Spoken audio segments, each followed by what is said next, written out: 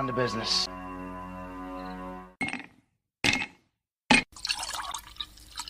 When he drinks, he thinks. That's the nectar of the gods, baby. Hello, everyone, and welcome to the #1 liquid-fueled, liquid lubricated show on the interwebs. This is the Whiskey Musings Broadcast, and I was watching the clock, and as my starter video went to go, it flipped to 6 p.m. Pacific, of course. So that's cool. That is cool. All right. 1 minute is not enough. Sorry, Amy. I mean, it's just, Amy over on Rumble likes the second of my musical montage coming in. Because she likes to do the twist, apparently. So anyway, okay. So tonight, well, first of all, I don't know if anybody knew this. It kind of snuck up on me. I'll be honest with you. It kind of snuck up on me, but today was Armed Forces Day. Now, for those of us here in the United States, there are 3 days that we have set aside for certain segments of our armed services. Has nothing to do, outside of Army Day and the Marine Corps birthday and those kinds of things. We have 3 specific holidays that we deal with specifically for the armed services. The first one, of course, is Armed Forces Day, which is today. And that is designed to say thank you to a currently serving service member. Okay. That is, Armed Forces Service Day, or Armed Forces Day is to thank a currently serving military member. Okay. Veterans Day is for people like myself who have served and have since departed from the service. And then we have Memorial Day. And Memorial Day is one of the most somber days there is in my mind. And it is essentially the day that we pay homage to those who have unfortunately had that check that every person writes when they go into the service, but they have that check that is payable up to and including their life, and it's been cashed by the United States government and the United States people. And so that is what Memorial Day is for, and Veterans Day, and of course today being Armed Forces Day. Well, as some have already been noticing, the background obviously is reflective of that, but I also have something else too. And before I get really going into my stuff, I'm gonna play a homage to the armed services for today. But as always, I've got to tell you what I'm drinking tonight. I am drinking Basil Hayden Kentucky Straight Bourbon Whiskey for tonight's show. And out of the bottle, that was actually a recommendation. I can't remember who gave that to me. But anyway, so yeah, here we go. I've got it over ice tonight because, it is a little warm. And as here in the Northwest, it has been for about the past week. Oh, and also before I get going, hey, I know Outlaw Dogs is out there. So Cheryl,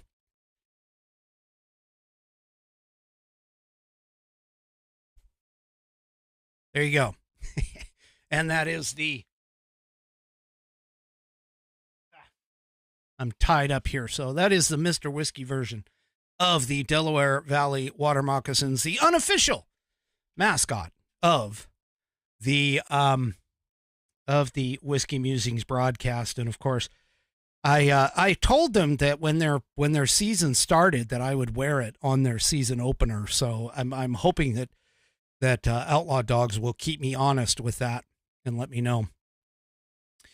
But anyway, so yeah, that was a gift from them, from the Delaware Valley Water Moccasins, last year. And it's really nice. I do appreciate it. That is great. It fits quite well actually. So anyway, all right. Let me go before I get too far into this. Let me go ahead and get this done. I am going to step away. In terms of the webcam, I'm going to shut it off, and then I'm going to play the Armed Forces melody to celebrate all of our armed forces here on Armed Forces Day. And I'll be right back after that song plays.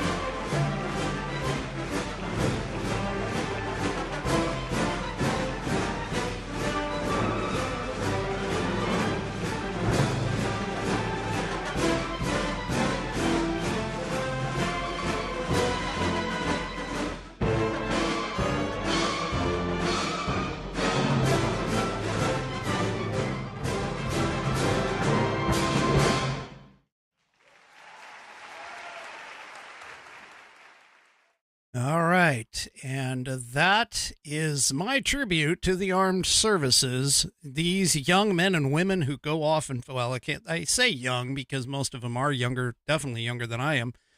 Buddy Weiser over on Rumble did point out something. He was kind of wondering what the Space Force song sounds like. And I'll be honest with you, I've been looking for it and I have not found it. I also have not found one that is a melody with it. So honestly, I have no idea what the Space Force song actually is. And so unfortunately, Space Force, I did leave you out for this special, but not leaving you out for Armed Forces Day, because of course we thank you for your service. We thank every single member of the armed services who has decided to put their name on the dotted line and say, essentially, like I had said in the beginning, that you are willing to have a check payable to the United States government and the United States people up to and including your life. I know that was one of the things that my reasons for going in were my own, but I can tell you that it changed me going in. So yes, that is fantastic. And yeah, please, remember this today is for the people who are in the services currently. If you see somebody in uniform, if you happen to know somebody who is in, in the services, make sure you take the moment, thank them, take a moment to pray for all of those folks, and make sure that they can come back, from wherever they are, and that they are safe and protected if they're overseas or elsewhere or whatever, because these men and women, they are our protection, our armed services. So anyway, all right. Moving on, let's go ahead and bring up tonight's sponsor. Oh, wait, what? What's going on here? Hold on. There we go. Must not have pressed it hard enough. All right, here we go. The Institute on the Constitution was established in 2004 as a 501c3 nonprofit with one mission: to restore the constitutional republic through grassroots education. All courses and materials are developed using primary source documents and taught from the American view of law and government as defined in the Declaration of Independence in the following 3 key points. 1, there is a God. 2, our rights come from him. And 3, the purpose of civil government is to secure and protect our God-given rights. The IOTC offers an opportunity to educate yourself on our most precious founding document, the Constitution of the United States. They also provide tools to educate your community and get involved with local government. Start by taking their free U.S. Constitution course and go from there.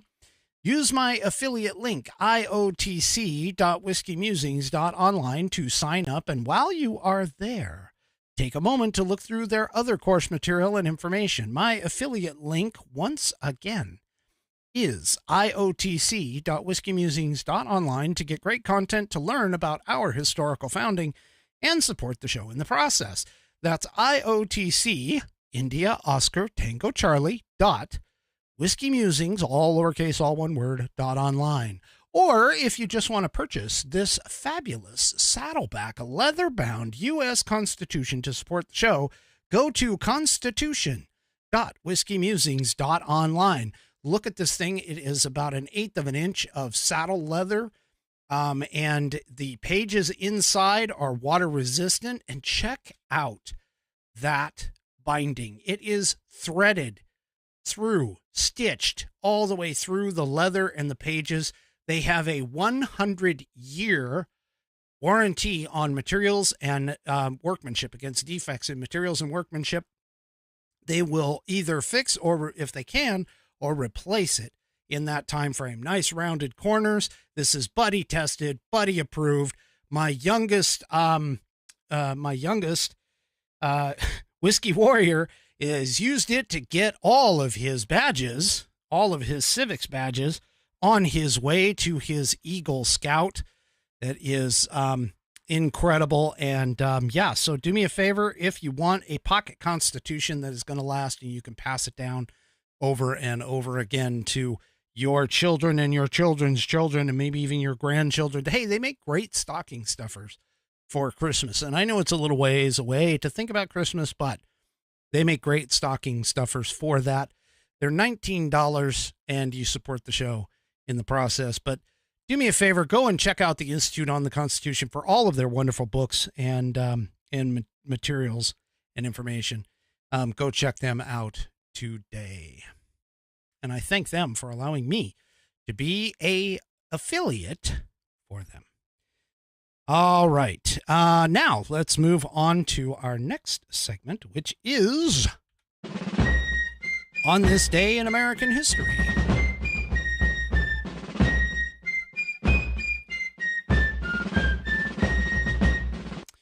And of course, for On This Day in American History, we read from the American Patriots Almanac, put out by William J. Bennett and John T.E. Cribb.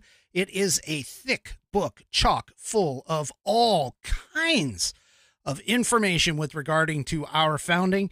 They have a daily diatribe of factoids and information in between the months and chapters. They have other information about like flags. I've seen them about the presidents. I've seen them just all kinds of stuff. And yeah, so it's just great. Well, today on May 20th, we're going to talk about Lindbergh and the spirit of St. Louis. On the rainy morning of May 20th, 1927, 25-year-old Charles Lindbergh snapped on his helmet and climbed into the tiny one-seat plane at Roosevelt Field in Long Island, New York. Minutes later, the aircraft was heading down the unpaved runway. Lindbergh was about to try what no one else had been able to do: fly nonstop from New York to Paris. He named his plane Spirit of St. Louis because several St. Louis businessmen had helped pay for it. To cut down on weight, he was going without a radio or a parachute. Yet the plane was so loaded with fuel it barely cleared the telephone wires at the end of the runway as it headed toward the shifting airs of the northern Atlantic. For the next 33.5 hours, the young pilot bounced through rain squalls and crossed frozen deserts of ice. In the blackness of night, he flew into a cloud that threatened to encrust his wings with ice and drag him into the sea. As the hours mounted, he battled fatigue. To stay awake, he held his eyelids open with his fingers. The sun finally rose. A few hours later, Lindbergh saw specks on the water. Fishing boats. He had reached the coast of Ireland. On he flew over England. Another night fell as he crossed the English Channel to France. I almost hated to see the lights of Paris, he said, because the night was clear and I still had gas in my tanks. Lindbergh's courage and determination thrilled people the world over. Today, his Spirit of St. Louis hangs in the Smithsonian's Air and Space Museum in Washington, D.C. It is still hard to believe he managed to cross the Atlantic alone in such a fragile craft. It may have been the most daring flight ever. That is today's On This Day in American History.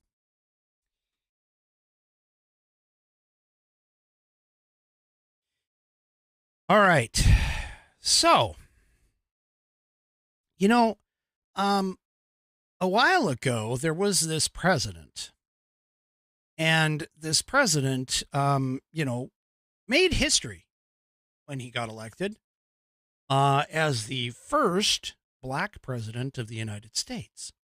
But during his tenure, he had several moments where he derided and talked a lot about the area that has become commonly known as flyover country, and saying things like, oh, the people who live there cling desperately to their Bibles and their guns.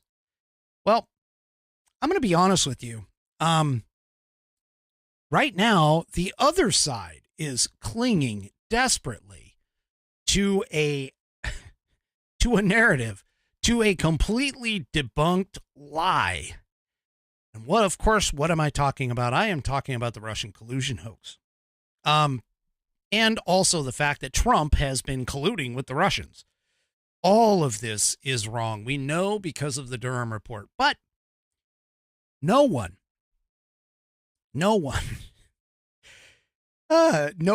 who hangs on to this more than some of our wonderful commentators who are at places like MSNBC, and running front and center is, of course, Rachel Maddow, Russia Rachel, as some people have called her. I can't remember if that's Mark Levin or Dan Bongino, but anyway, she apparently has totally dismissed the Durham report after years of pushing the Russia scandal. And it's not just her, but anyway, NBC, this is from the Daily Fetch. So here's, you gotta read. All right. NBC's Rachel Maddow dismissed the highly anticipated John Durham report after it had contradicted the Trump-Russia narrative she has been pushing for years on the network. Fox News contributor Joe Concha slammed Maddow, saying she suffers from a lack of contrition gene. You know, actually, I think a lot of these people do. But anyway, a lack of shame, he continues, a lack of shame, their egos and myopia simply won't allow for it. For those that don't know, myopia is like close-up vision. Really, they're very myopic. Anyway, yeah. So this Concha told Fox News Digital, continuing the quote, he says, and she'll never be held accountable by those who allegedly cover media because they're in the same ideological boat that she's in. And therefore, she is almost never criticized by so-called media reporters who only exist to criticize any media that is right of center. The Durham report obviously was released on Monday, giving Maddow plenty of time to figure out a way of downplaying it. And here's what she said. The second thing we are keeping an eye on tonight is the reaction, particularly the reaction of the political right to the long-awaited Durham report. What? The long-awaited what? The liberal host spouted.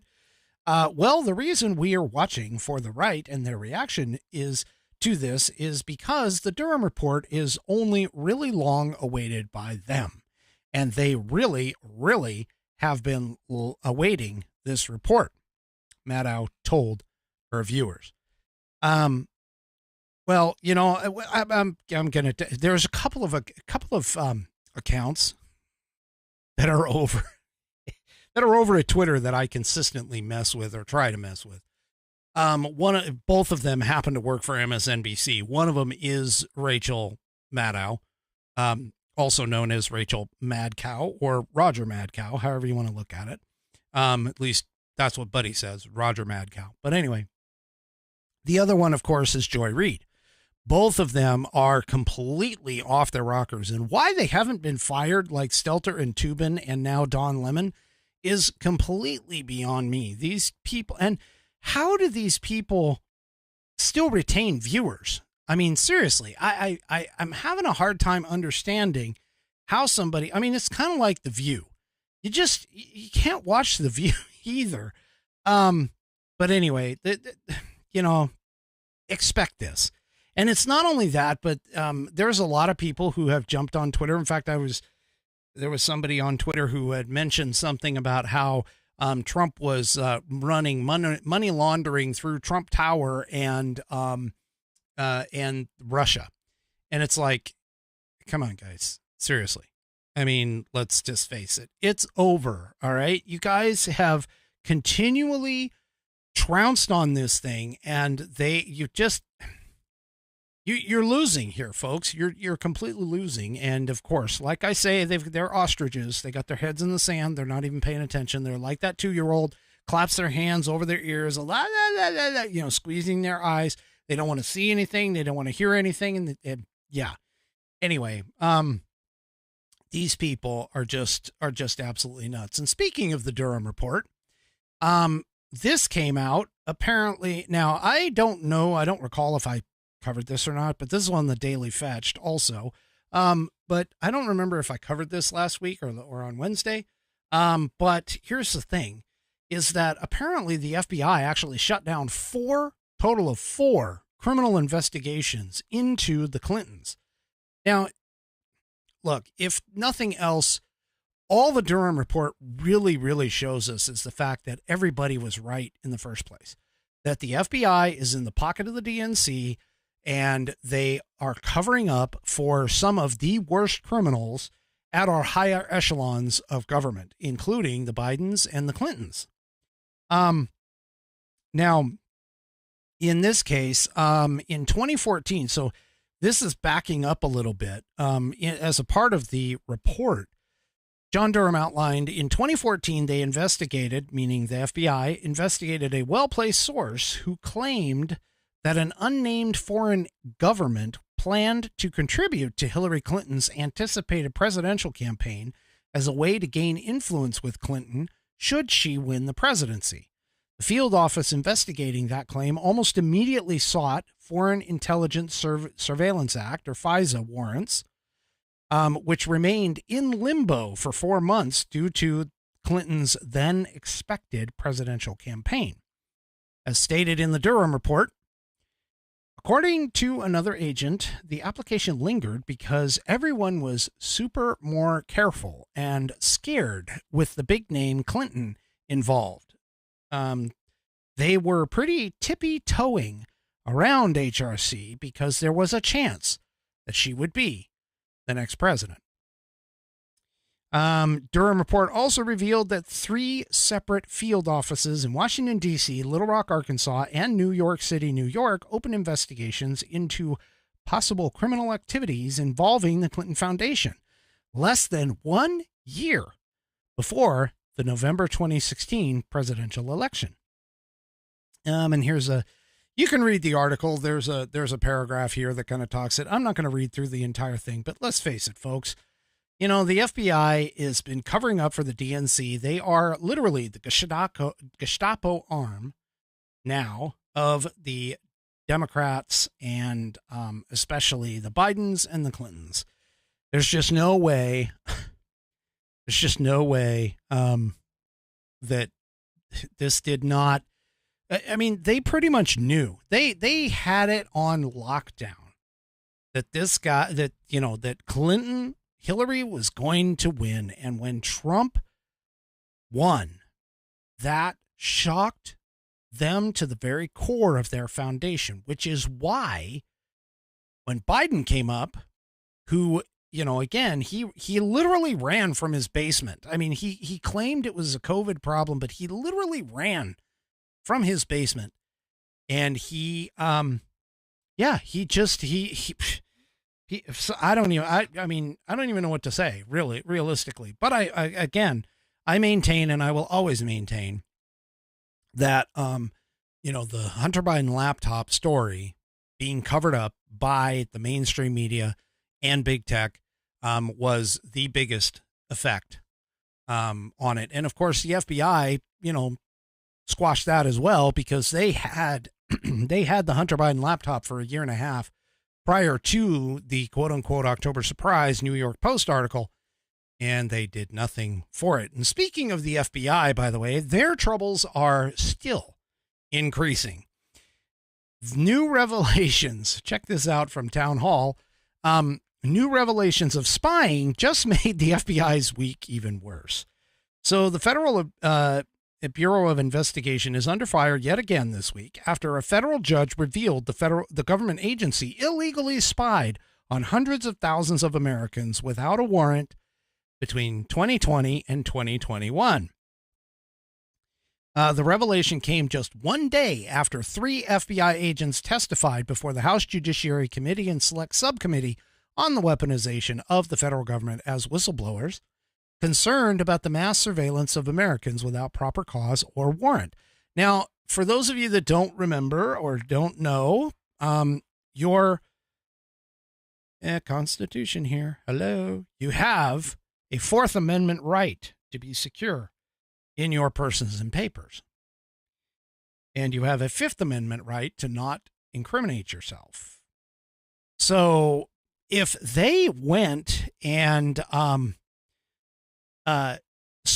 spied, especially using FISA warrants, because FISA warrants, the whole idea of the FISA warrant was to spy on foreign nationals here in the United States. They were not supposed to be looking at Americans if that's what they were using it for. So anyway, there's a story here about the Bank of America giving a list to the FBI of anyone who used BOA credit and debit cards in the D.C. area between January 5th and 7th, regardless of whether or not they participated in the events of January 6th. And that's a bit of a problem, folks. That's a blanket warrant. For those of you that don't know, when you get a search warrant, you cannot just swear out a warrant and say, we're going to search the entire house because we think that, this person has X. And we know it's somewhere in the house. They have to specifically describe, whenever they swear out a warrant, they are supposed to specifically describe exactly what they are looking for and the probable location as to where this thing is. That's how specific these warrants are supposed to be. They can't just carte blanche walk into a house and just start tearing it apart like you see on television. It doesn't happen that way. They have to be able to describe the item that they're looking for and swear before a judge. The police officer needs to swear before a judge that they have credible evidence that they know that whatever this thing is not only located in the house, but also where it is located within the house or within the property or whatever. So anyway, this obviously Marcus Allen was one of the FBI whistleblowers, and I don't know if you watch conservative media, but there's plenty running around about conservative talking about the Democrat, the Democrat representative who just freaking face planted so hard because she was so sure that this guy had written some stuff on Twitter, and it's funny. Anyway, if you get a chance, go and take a look at it because she just face plants huge. But it's not just this as well, because it's actually a little bit farther than that the FBI improperly used to spy on the January 6th suspects. So yeah, this is of course the talking about the FBI agents violated standards the agency developed for the Section 702 program, which enables spying on Americans and others more than 278,000 times.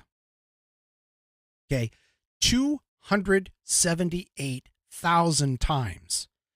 The FISA court said in the 2022 ruling, which was made public for the first time on May 19th.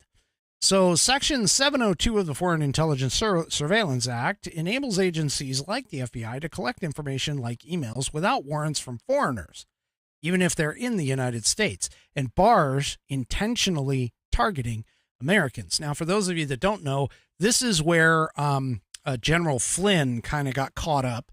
And when they are talking about things like unmasking, that's part of the FISA process. Whenever you are looking at an email or something like that, the way the government is supposed to work is that they are supposed to redact or mask the American's identity because of the fact that of your Fourth Amendment rights.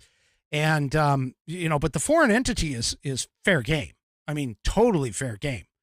But anyway, so yeah, the FBI is just constantly in trouble now. And realistically, I hope and pray that we get a strong Republican president in the Oval Office come 2025 in the 2024 election, but come 2025, and they literally clean house on this place. They need to just get rid of everybody. I mean, I'm sorry. And take the agents and move them to other organizations. They just need to get rid of the FBI. The FBI has, and for those of you that don't know, the FBI's motto is fidelity, bravery, and integrity. Now, they apparently have the bravery part because they're brave enough to do this stuff, but the fidelity to the law, which is where that comes from, and the integrity is completely lost. And anyone that thinks otherwise, you guys, again, you're an ostrich. You got your head stuck in the sand. You're not paying attention. You've got your hands clasped over your ears, and you're blah, blah, blah, blah, blah, like the 2-year-old with your eyes slammed shut. Anyway. They are not done because of the fact that apparently Comer James Comer, the House Oversight Chairman, has been requesting access to now this is the key. It's not a classified document. This is not a classified document, guys. This is like it's a public document, but the FBI has been preventing Comer from getting this document. And what does this document entail? Well, it's actually a form that gets filled out. And this particular one is allegedly detailing a criminal scheme involving Joe Biden when he was vice president. And they apparently have failed to comply with a subpoena that was issued earlier in the month.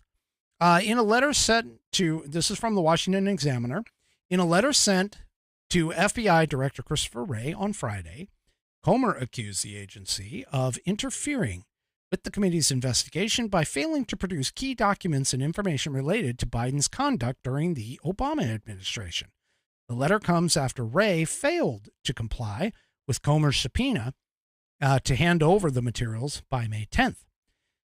Comer said in a statement, the FBI's delay in producing a single unclassified record is unacceptable.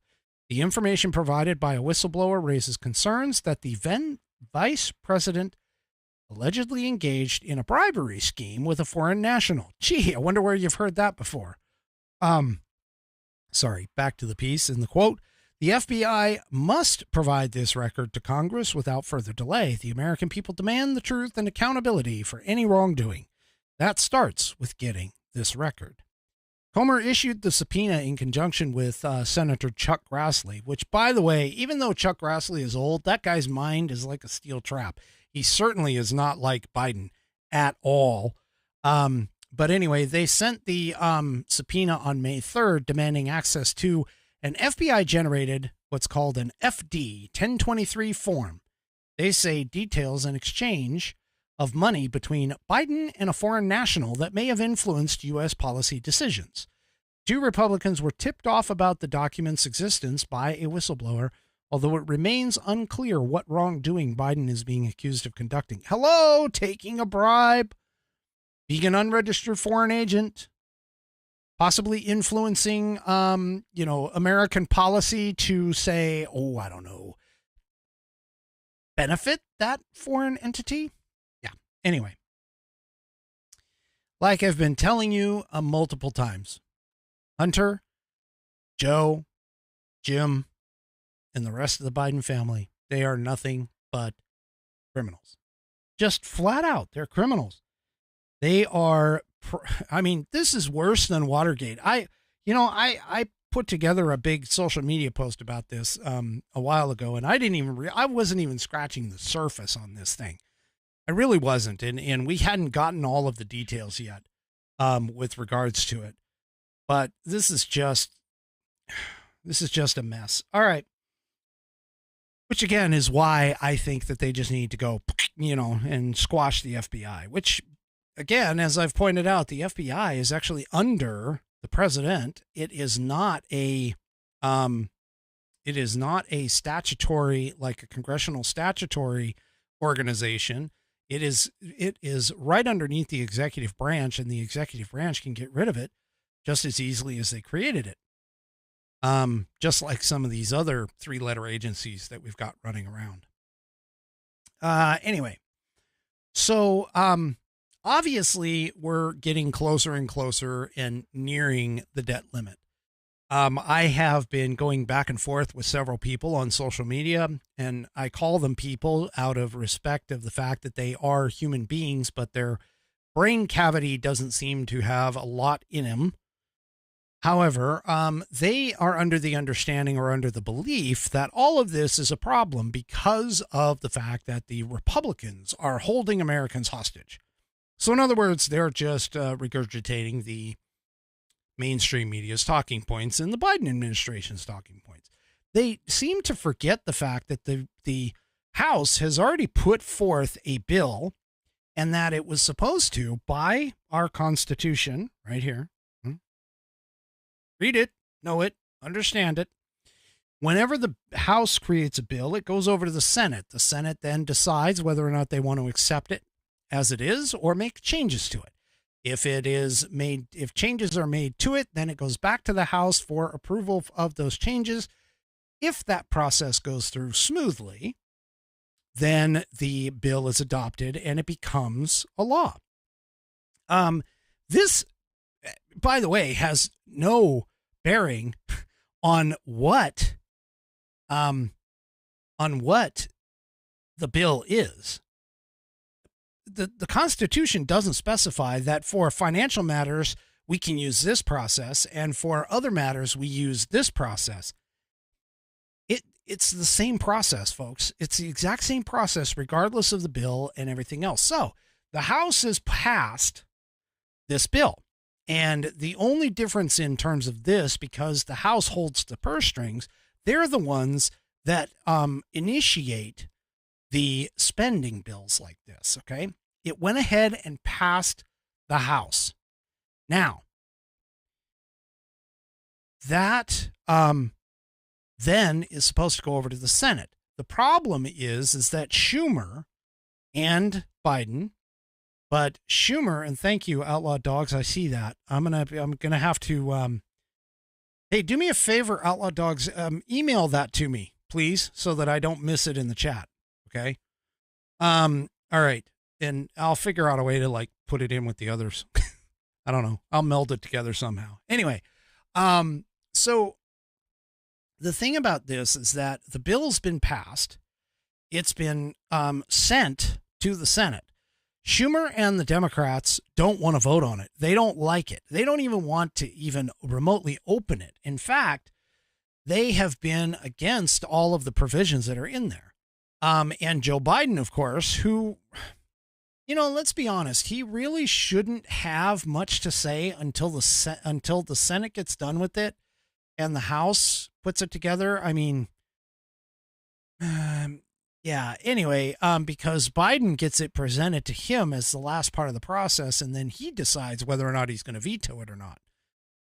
Yes, he has presented a budget to the House. The House, of course, said no, and created this bill in response to that original budget. Now, the problem here is that we're coming up on what is generally considered the debt ceiling limit deadline, which is the 1st of June. And so it's going to heat up even more back and forth about this stuff. Okay. But Biden decided throughout all of this to go ahead and jump on a plane and take off to the G7. Well, as a response to that, which I don't blame him. I really don't. I don't blame him. McCarthy went ahead and halted the debt limit talks until Biden returns from the G7. And this is the Washington Examiner, of course, saying this. He put negotiations with the White House to avert the debt default on pause and saying that talks will only continue once President Biden returns from the G7 on Sunday. McCarthy told reporters while leaving the Capitol with Representative Garrett Graves, the chief GOP negotiator, and Representative Patrick McHenry, who chairs the House Finance Services Committee, that the trio lacks confidence with the current direction of negotiations with the president's team. Now, if you're on social media, especially if you're on Twitter, they have been, back and forth, and Biden keeps talking about how default's not an option and so on and so forth. Okay. Well, there are some questions as to whether or not the government can actually default on its debt. There are some conversations revolving around some of the original text within the original part of the Constitution and the 14th Amendment. Kind of talked about them already. But the thing about it is that Obama actually looked at back in, I believe it was 2008, when they were talking about a debt limit raise.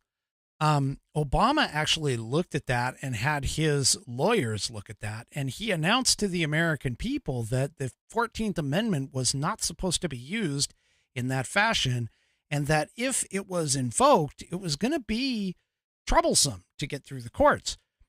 Many constitutional scholars and lawyers all say the same thing, that if Biden decides to invoke the 14th Amendment for this purpose, that it could be a bit of a problem in terms of a constitutional crisis, which is what everybody's been saying. Anybody that would bother to loan the government money, because that's essentially what happens, is when we raise the debt ceiling, we're extending our credit limit in terms of the U.S., and we're extending our credit limit, and we able to get more loans in order to pay for the stuff that we are supposedly needing.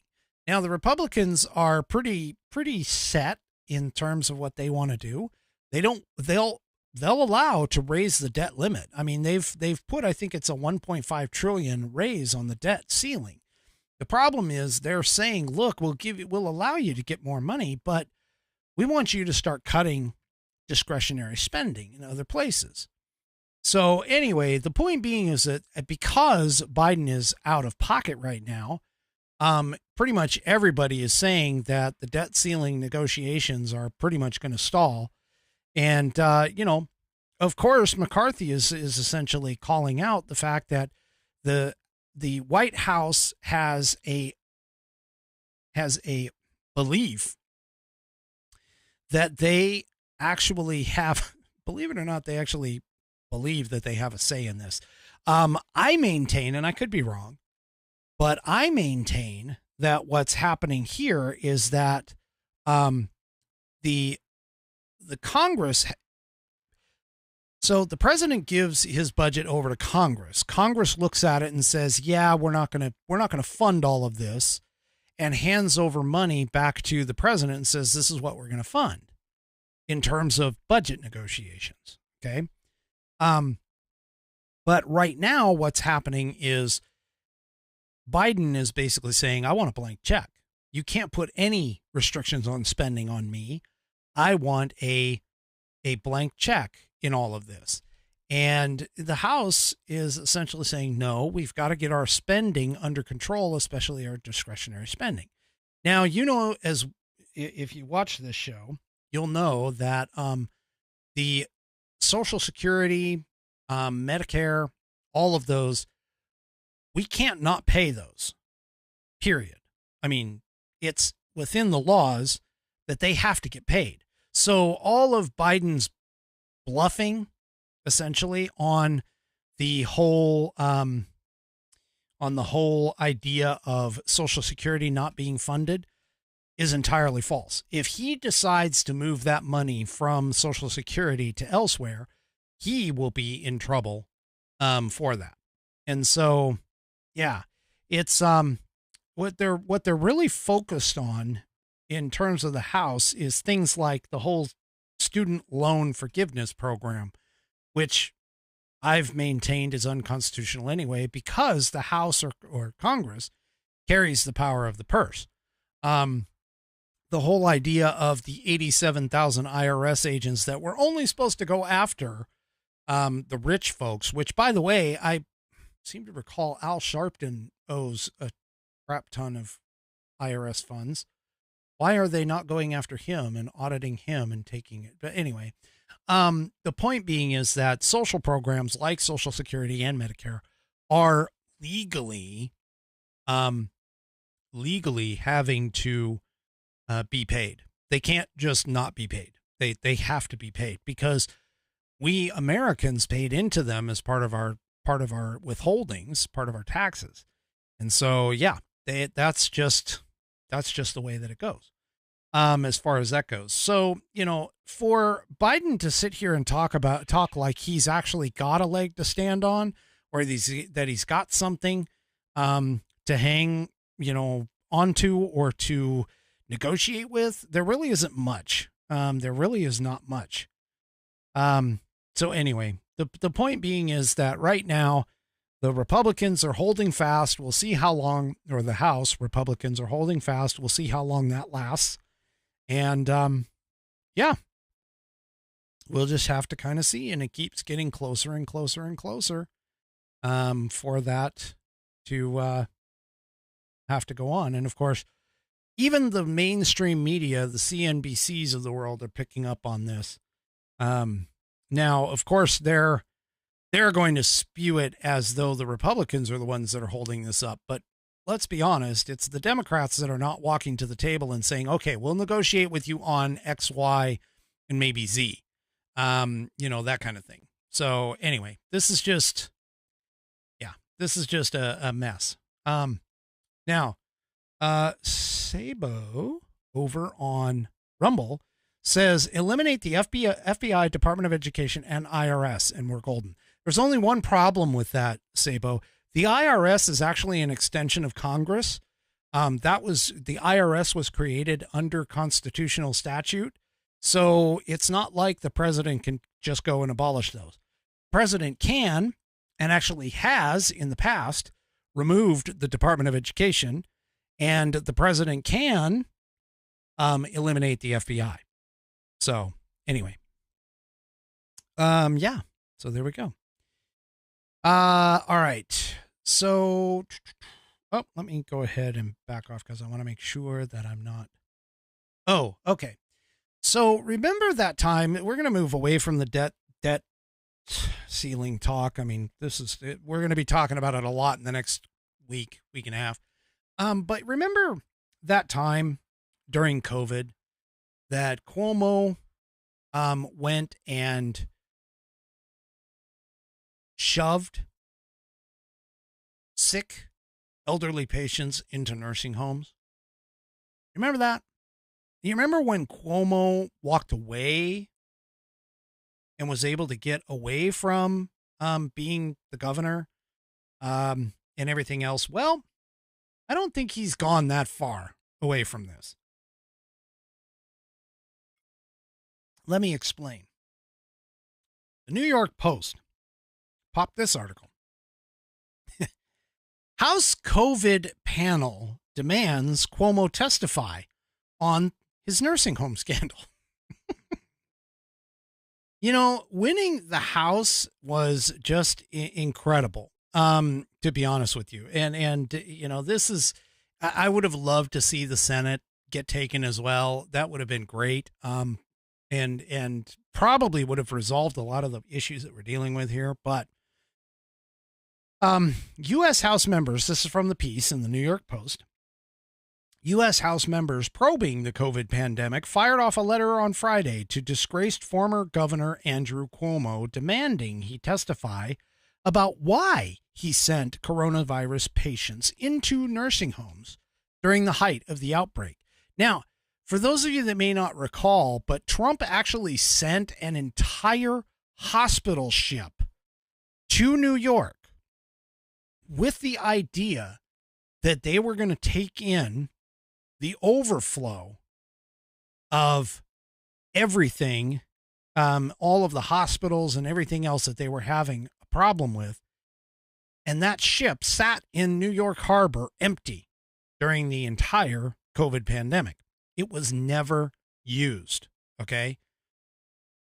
Now, House members have previously sent, back to the piece, House members have previously sent 5 similar letters to the ex-New York governor, to which he did not respond. Your testimony isn't, okay, so this is part of the letter. Your testimony is important to uncover the circumstances and policies which led to the death of more than 15,000 New York nursing home residents during your tenure, wrote Representative Brad Wenstrup from Ohio, chairman of the GOP-controlled House Select Subcommittee on the coronavirus pandemic, in the panel's latest missive to Cuomo. The victims' families deserve to know the truth. Therefore, we request you testify via an in-person transcribed interview. Accordingly, Select Subcommittee staff will contact you to schedule the interview, reserving the right to conduct follow-up interviews if necessary to further our investigation. The letter is a voluntary request for an interview, though the subcommittee does have subpoena power. So don't be surprised if he doesn't respond, that he ends up getting issued a subpoena. Because I don't think the Republicans in the House are actually really playing in this case.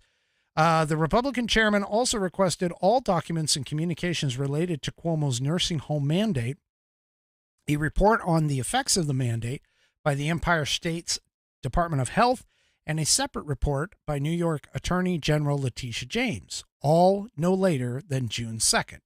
So all of this stuff is going to be hopefully revealed on June 2nd if they respond. Wenstrup also requested documents and communications from the Department of Justice civil rights investigation into the mandate, which began in August of 2020 under former President Donald Trump, but was dropped in July 2021 under President Biden. This is nothing more than another transparent political attempt to weaponize people's pain to further a craven partisan agenda, a spokesman for Cuomo told the Post. Well, no, if you hadn't have done that and realistically, do we think that he's going to be held accountable? Probably not, but at least we'll know the truth. I mean, that's something, I guess, because again, Democrats seem to be able to dodge the bullet quite often. Speaking of dodging bullets, there was a police reform bill that was put together in the Senate. It was actually bipartisan.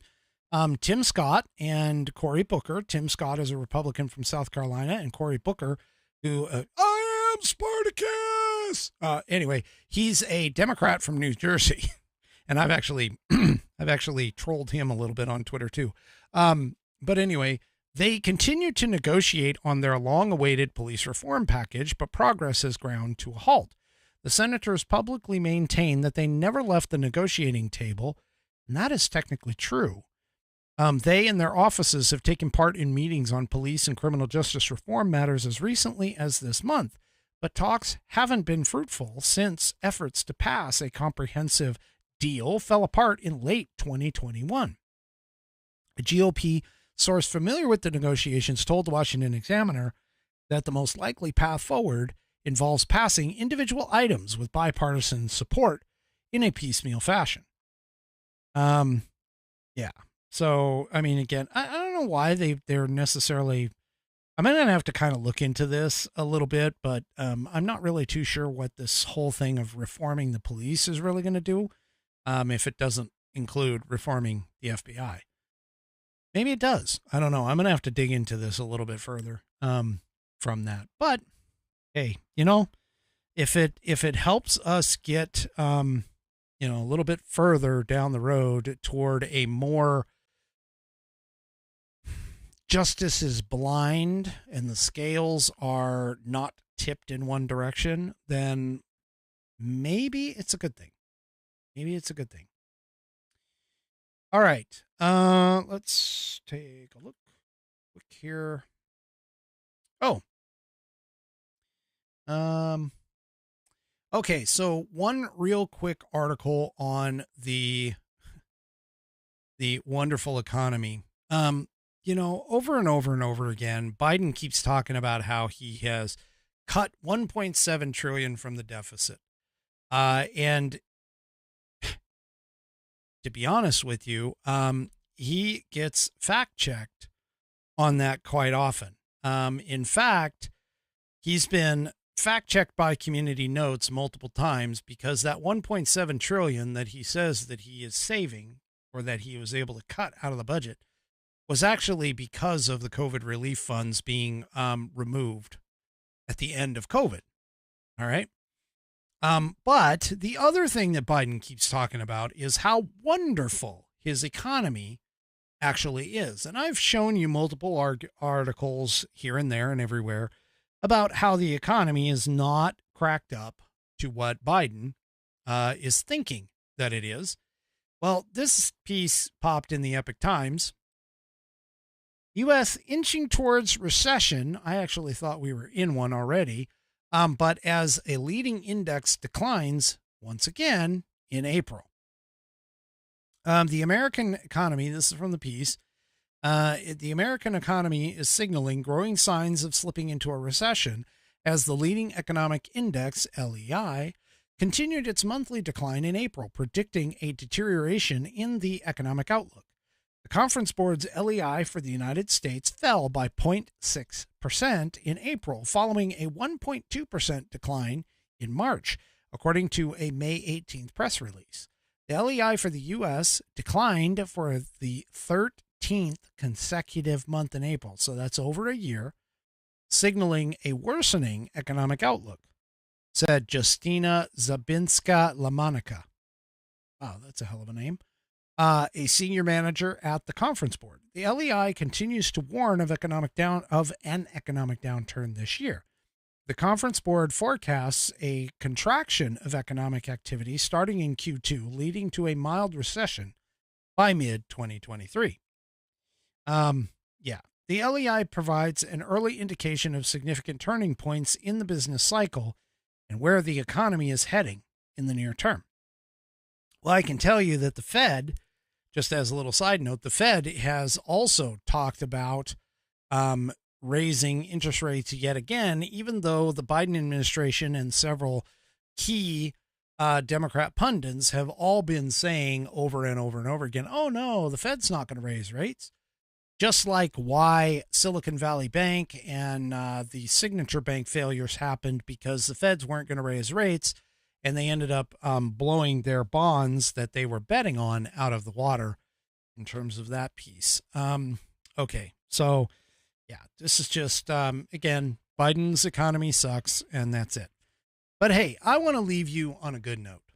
And one of the things that I want to discuss is, as you know, I am a advocate, a proponent of people like Riley Gaines who are fighting the whole woke ideology with regards to things like males, biological males in female sports. They have way too much advantage to be able to compete fairly against the biological women. And so that is like one of the things that and even just to have them in their biological spaces, this is not supposed to happen, and it's not supposed to be there. Well, I can tell you, I am not the only one, and neither is Riley Gaines. We are not the only people who are fighting back against this or even speaking about it, because this popped, and I'm going to applaud this woman. I'm going to tell you right now. This popped in the Daily Signal. I would like to have my job back. A school counselor sues after being fired for disagreeing with transgender policy. Okay. This is from Pendleton, Indiana. An Indiana school district violated a guidance counselor's right to free speech by retaliating against and ultimately firing her for saying parents should know about their teenage children's interest in transitioning to the opposite sex. The former counselor argues in a lawsuit filed Thursday. The Alliance Defending Freedom, a law firm that protects religious liberty and represents veteran high school counselor Kathy McCord, says in the lawsuit that South Madison Community School Corporation in Pendleton, Indiana, had no authority to tell McCord who she may speak to after hours and off school property. Now, I don't know if you recall, but there was this guy over in Bremerton that, he was a high school football coach, and he kneeled and prayed before and after games and didn't tie it to anything. Just basically said, hey, if you want to join, join. If you don't, you don't. No big deal. It's not going to do anything for you or against you. And he took it all the way to the Supreme Court, and they ruled that he had the permission to do so, that was part of his First Amendment rights, so on and so forth. Well, this, I think, might end up being another First Amendment right issue because of the fact that she is doing this after hours and off school property. If she is not claiming and making sure that she is not wearing any logos or any gear that is essentially tied to the school district, there is nothing that the school district can do to the individual for standing up and saying what they are saying. As long as you are not advocating or representing yourself as a part of the school district or in any kind of corporation, in any way, shape, or form, then this is definitely going to be an interesting one to watch. But I have a feeling that she's gonna win. And yes, buddy, the coach won. He actually just recently got his job back at the school district. He is back coaching, by the way. Speaking of fact checking, NBC, this is from the Daily Fetched. NBC got fact checked by Twitter. I don't know. I know a lot of you may not have Twitter, but the cool thing is that Elon Musk implemented this thing called Community Notes, and it allows certain readers and people to basically go and fact check the claims that some people make. Now, Joe Biden has been fact checked. Hakeem Jeffries has been fact checked. I think it was him. But anyway, NBC got fact checked by Twitter. So it's not all leftists that are fact checking, which they're not fact checkers. They're propagandists. Let's just put it out that way. But now it's starting to go the opposite direction, where real fact checkers are actually fact checking the claims that the left is making. And NBC got fact checked by Twitter after posting a misleading photo on what is literally a pornographic LGBTQ book. Okay. So Twitter's Community Notes fact checked NBC News after it used a misleading photo in a tweet about a sexually explicit LGBTQ book found in school libraries. So the picture, which you can see right here, was of a book called Igniting Social Action in the ELA Classroom as a part of the Twitter post. But in reality, what the person or what the teacher read to the class was the book titled "This Book is Gay." Now, the "This Book is Gay," I'm just going to tell you right now, I've seen some of it. I really don't want to see it. But the incorrect book was shown. The book in question is the book is Gay. This is the fact check, which explains how to find sexual partners online and contains sexually explicit pictures. The community note read. NBC spoke to the middle school teacher who defended the book, but resigned after she was put on paid administrative leave after the incident. Twitter users accused the outlet of trying to cover up why parents were outraged by posting a picture of a less offensive looking book. So Twitter users then shared some graphic depictions and information in the book, including instructions for boy-on-boy sex. Okay. Yeah, I don't need to show you that realistically, but here's the thing.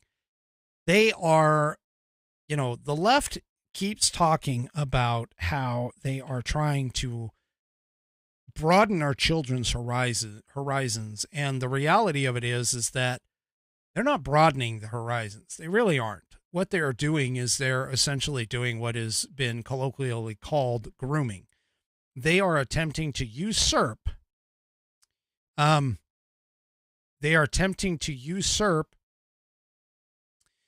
things that parents should be doing. They're trying to get the state to cover and that kind of thing. And so, yeah, this whole world is upside down, topsy-turvy. Bad is good, good is bad. Depravity is taken over, and everything is just upside down and really crazy. All right. Let's see. Oh, yeah, I might as well just do this real quick. Okay, so really quickly, Newsom. If anybody votes this guy for president, if he ever gets into the presidential primary, if somebody votes for him, they are a complete stupid moron. I'm just going to say it right now. Flag it, as Dan Bongino would say. But here's the thing. Newsom apparently proposes raising Californians' electricity consumption tax to investigate big oil. So in other words, he's going to tax people's electricity so that they can go and investigate big oil for what? Shoot, California doesn't even use big oil anymore. I mean, that's what they're looking for, right? So apparently, he signed a recently passed law to hold big oil accountable, and it's this, or he's trying to push it anyway. It faces more pushback in the state legislature this week as lawmakers decide how to pay for its implementation. The governor told Californians in a video posted in January they won't pay a cent for his new law to punish oil companies for last year's record high gas prices. I hate to say this to you, Gavin, but your taxes are what is making that, and Biden's freaking inflation is what's making record high gas prices. In case you didn't notice, before the current guy came in to office, our gas prices were actually pretty low. Not as low as what I would like to see, of course, but they were actually pretty low. So you should be looking at your own freaking party, jackass. Anyway, he's probably going to be my next target once Biden actually gets out of the White House. I'm just going to say. All right. Before I get to the question of the week, which is a fantastic history question, by the way, I'm going to give a shout out to Hooves of Healing. Hooves of Healing is apparently a veterans equine service. And hooves.us is their website. Hooves, Hoov as in Victor, ES. So spelling it phonetically, that would be Hotel, Oscar, Victor, Echo, Sierra, Uniform, Sierra. Check them out. Apparently they support veterans, and I'm not quite sure what they necessarily do, but yeah, so hooves.us, at least check them out. There are a bunch of good veterans organizations that are out there. I mean, like Folds of Honor is fantastic. Folds of Honor I've seen is they do about like the K's Kids, where 90 cents of every dollar actually gets to the veterans. That's just incredible as far as that goes. So yeah, hooves.us, HOOVES.US. All right, let's go ahead and do tonight's question for whiskey. All right, and tonight's question for whiskey, it comes from Sabo OH over on Rumble. And quick update, they apparently the hooves.us deal with PTSD vets using horses as healing. Now, I actually own horses. I'm going to tell you, horses, I mean, my wife laughs. She's like, if we didn't have the horses, you would need psychiatric help. But anyway, they're a cheap alternative to that. But anyway, I love hanging around horses. I love they are absolutely incredible animals. And I love them to death. I've been around horses for most of my life, and they are just incredible. So I can see where this would potentially do something great. So anyway, all right. So question for whiskey, again, coming from Sabo OH over on Rumble. Hey, whiskey. We've all heard of George Washington crossing the Delaware River on Christmas to lead a surprise attack on the British. How much of this is fiction? And where could I find the most accurate account? Cordially, Sabo OH, a.k.a. Henry's Human. All right. So here's the thing. First of all, I've got to preface this with literally the idea that you need to understand the American Revolution was actually fought in a very different manner than what had been traditional for the British Army. So the British Army, you know, they fought with the idea where everybody kind of lined up in a field and you all just sort of shot at each other, and then whoever had enough people surviving left that didn't break and run, pretty much won the battle. And yeah, the American military forces, the original standing army that was put, what they call the regulars, that original standing army was made up mostly of militias. And so the militias actually incorporated, and, George Washington himself knew that he did not have regular army troops. He also didn't have time to actually train them that way. So typically what ended up happening is you had a regular army officer in charge of or overseeing multiple militias. Now, the militias were made up, again, of civilians who may have had some military training, may have fought in other wars, but they would actually employ tactics that were now known more as guerrilla tactics. They would do things like harass supply lines. They would do things that were unconventional. For an example, back in the day, it was sort of bad form to shoot officers. That like a general or whatever, it was bad form to target them.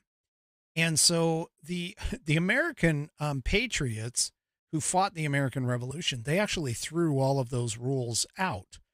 In fact, a fantastic movie, if you ever get a chance to, Mel Gibson does a great job with a lot of his movies. Watch The Patriot.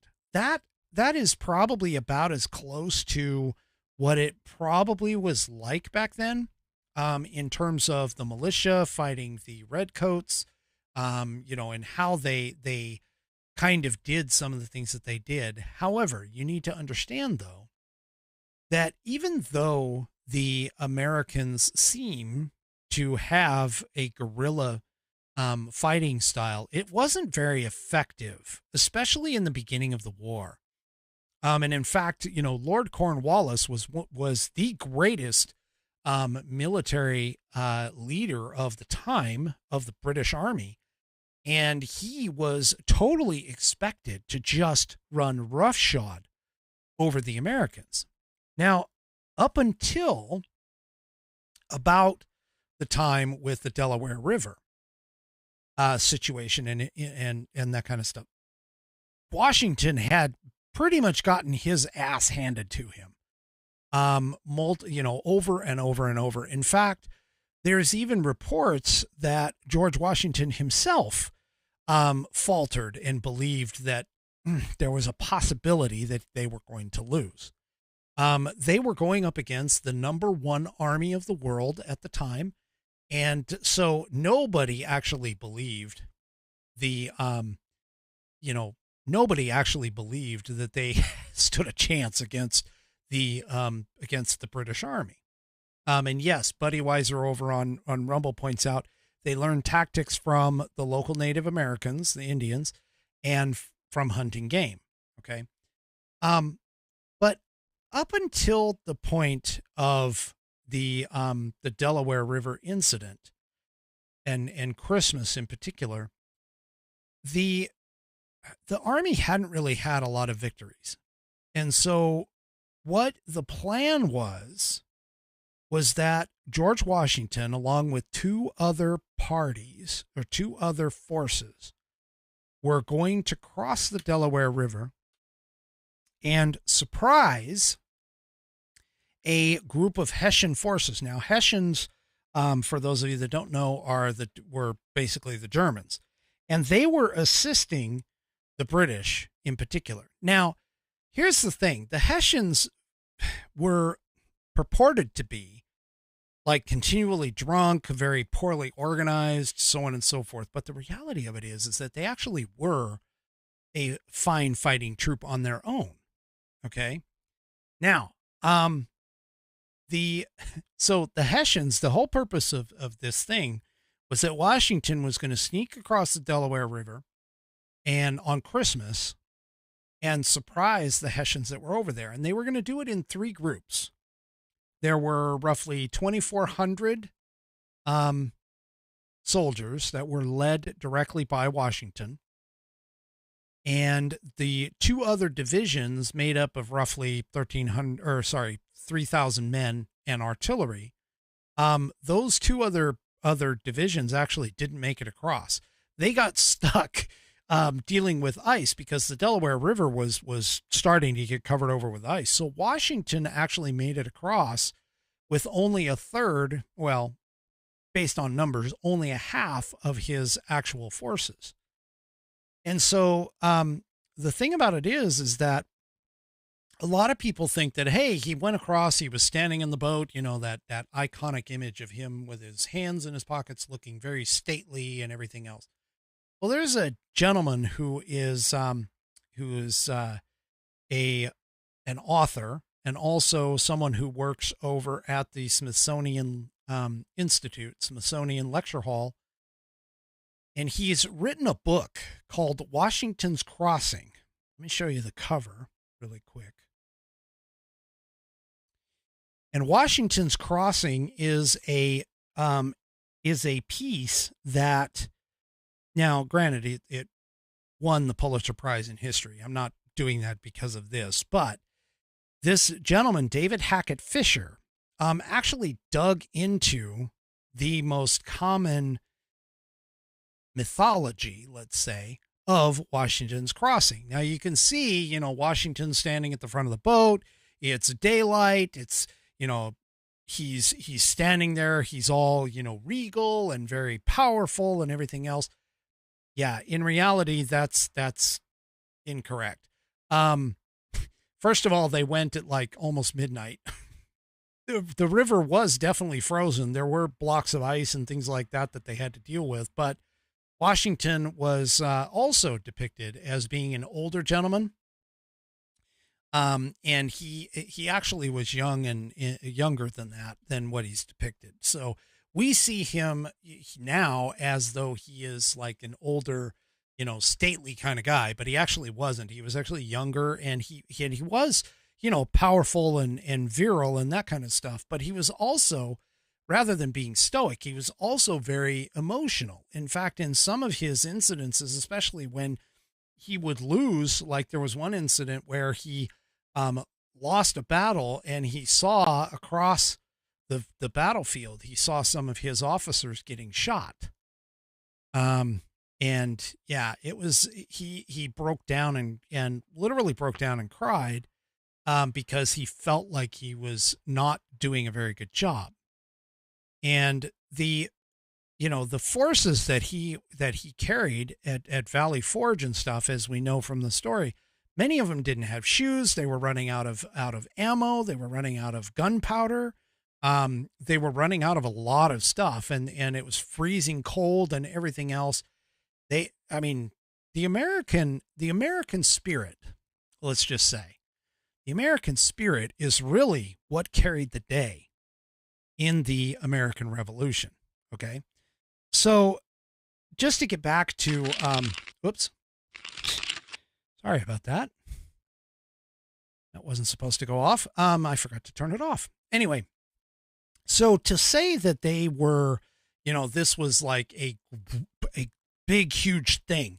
It was, but only from the standpoint of the fact that him crossing the Delaware and actually going into the town of Trenton and supposedly surprising, which, by the way, he didn't really surprise anybody, because ironically there was a small group of militiamen who had gone into the town for a bit of revenge over a Hessian officer that had killed one of their partners. And so they had gone in and like put the Hessians on alert. And when you start looking at the historical value of the things after the battle, even though George Washington won, after the battle, they ran across some, what do you call it? Some rum in the town. And they actually, the American forces actually went and got drunk on the rum. It wasn't the Hessians that were supposedly always drunk and everything else that were supposed to be partying on Christmas for this. But anyway, that was a bit of a tide turner not so much in terms of the significance of the battle, but more invigorating some of the fighters, because word spread of his victory, even though he actually got kicked out of the town shortly thereafter, after taking it, and had to go back and like retake it over. It showed that they could actually win some battles. And so it was more of a morale booster than anything else. And so, yeah, it's, you know, we look at it as the crossing of the Delaware River, this big significant thing. And it was, again, only from the standpoint of the morale of the troops, because they were getting their butts just literally handed to them, hand over fist. And so that wasn't actually the first time that George Washington had tried to attack at night. He actually had attacked at night in a couple of other engagements as well. So he was a very interesting person because of the fact that he knew he didn't have a regular army. And so he actually, as the commander in chief, you think of him as being the man that, you know, he controlled everything. He was actually very open about his commandership. He was open to listening to other people with more experience, with better ideas. He was constantly looking for something new and innovative in order to put the Brits on their heels. And so that's kind of more of what he's remembered for. And based on the information that I'm able to glean, and especially, you might want to check out that book to kind of take a look at it, because Fisher wrote it based off of his most of his research, which I just basically regurgitated for you. But you may want to check out that book to find it out, and you know, to take a look at some of the things. But yeah, it wasn't the big, huge, like, battle that you would think. And again, you know, he actually lost afterward. But the reality of it is that, yeah, he was very innovative, and did things that the Brits were essentially pissed off at him for, because he did it.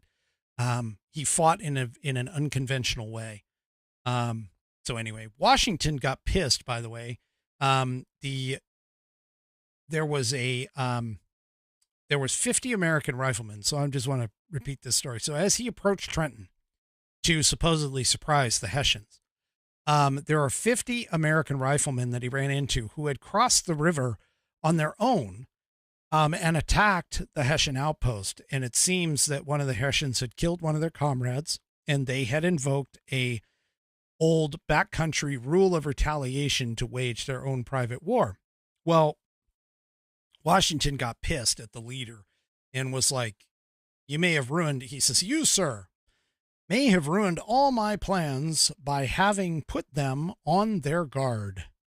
So in other words, it wasn't a surprise that he popped up there. But anyway,